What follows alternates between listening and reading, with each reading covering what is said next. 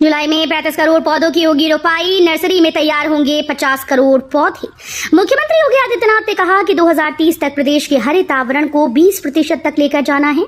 हमारा लक्ष्य तभी पूर्ण होगा जब पौधारोपण जन आंदोलन का स्वरूप ले। सीएम ने निर्देश दिए हैं कि आगामी 1 से 7 जुलाई के बीच पौधारोपण अभियान पूरी तैयारी के साथ संचालित किया जाए। 2025 में कुल 35 करोड़ पौधे लगाए जाएंगे। पीएम मोदी 30 मई को आ सकते हैं कानपुर। मेट्रो समेत 20,000 करोड़ की 11 परियोजनाओं का होगा लोकार्पण। प्रधानमंत्री नरेंद्र मोदी के 30 मई को संभावित शहर आगमन को लेकर फिर से तैयारी शुरू हो गई। पहले पीएम को 24 अप्रैल को शहर में 20,656 करोड़ रुपए की metro, Ghatampur Panki power plant समेत 11 बड़ी परियोजनाओं का लोकार्पण व शिलान्यास करना था, लेकिन 22 अप्रैल को कश्मीर के पहलगाम में आतंकी हमले के कारण कार्यक्रम निरस्त हो गया था। 1990 से पहले के सभी राजस्व अभिलेखों का होगा डिजिटलीकरण। यूपी सरकार 1990 से पहले के संपूर्ण राजस्व अभिलेखों के डिजिटलीकरण की तैयारी कर रही है। रविवार को एक आधिकारिक बयान में ये जानकारी दी गई। बयान में कहा गया कि मुख्यमंत्री योगी आदित्यनाथ के नेतृत्व में प्रदेश में डिजिटल क्रांति की दिशा में एक और महत्वपूर्ण कदम बढ़ाने की तैयारी है। स्टैंप और पंजीकरण विभाग अब 1990 से पहले के संपूर्ण राजस्व अभिलेखों को डिजिटल रूप में संरक्षित करने की तैयारी कर रहा है।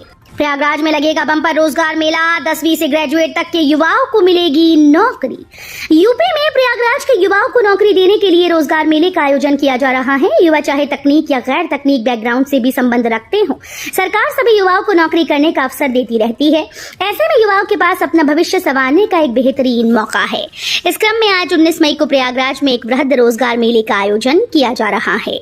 सोलर पंप के नाम पर किसान से धोखा, कई बार शिकायत के बाद भी सुनवाई नहीं। केंद्र सरकार की महत्वाकांक्षी योजना सौर ऊर्जा के नाम पर भी किसानों से धोखाधड़ी हो रही है।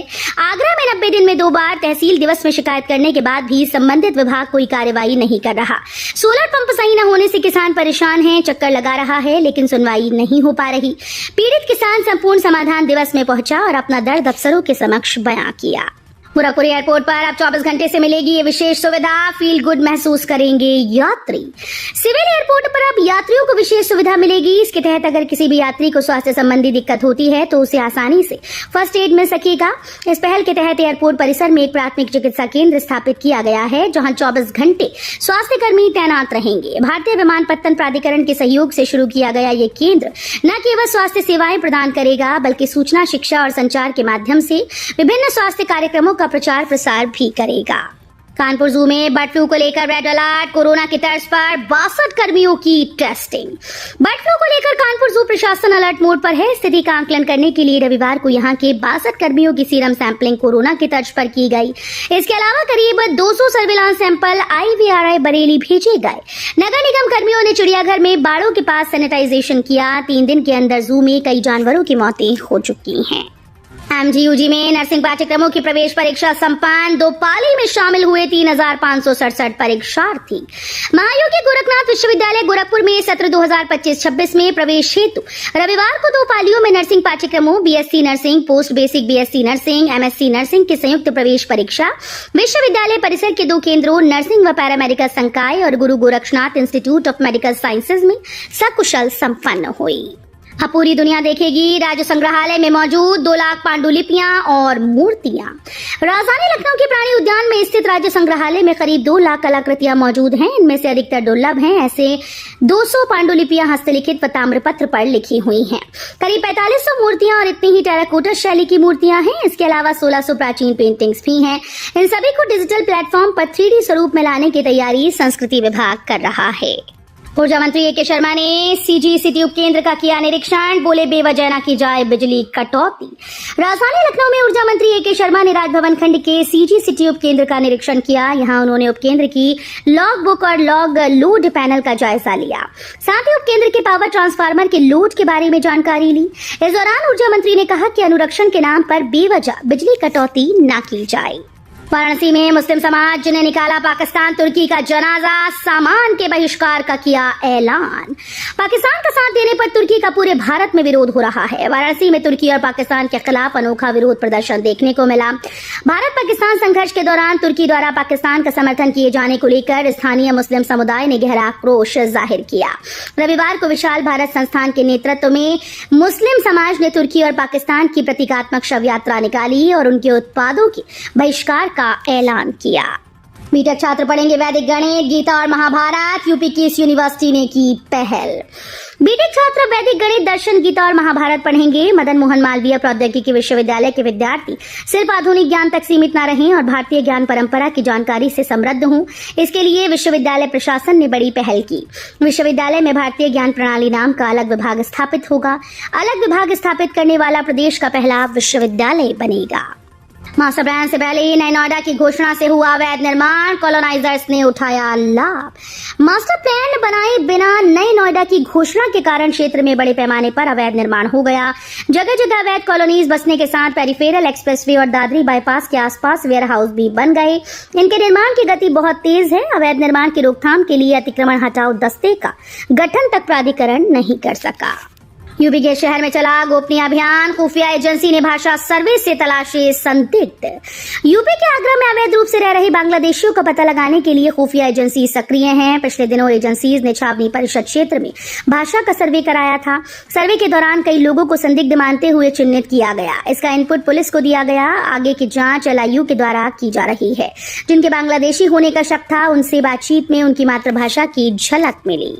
ऑपरेशन सिंदूर की सफलता के बाद 20 मई को लखनऊ आ रहे रक्षा मंत्री राजनाथ सिंह।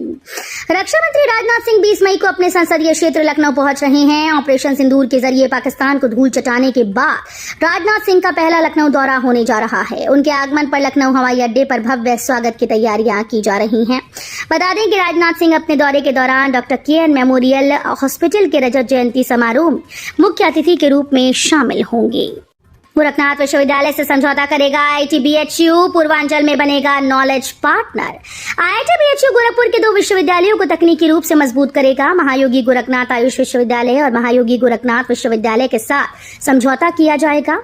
इससे पूर्व उत्तर प्रदेश में शिक्षा, स्वास्थ्य और कृषि क्षेत्रों में तकनीकी सहायता दी जाएगी। मायावती ने भतीजे आकाश आनंद को दी बड़ी जिम्मेदारी, बनाया मुख्य national coordinator. Bahujan Samaj party की ओर से नेशनल बैठक आयोजित की गई। इसमें कई महत्वपूर्ण फैसले किए गए। बैठक में पार्टी सुप्रीमो मायावती ने भतीजे आकाश आनंद को बसपा का मुख्य नेशनल कोऑर्डिनेटर बनाया। उन्हें आगे के कई कार्यक्रमों की जिम्मेदारी भी दी गई। सरकार से मदद में मिले आवासों को बनाया कमाई का जरिया, 219 को भेजा जाएगा नोटिस।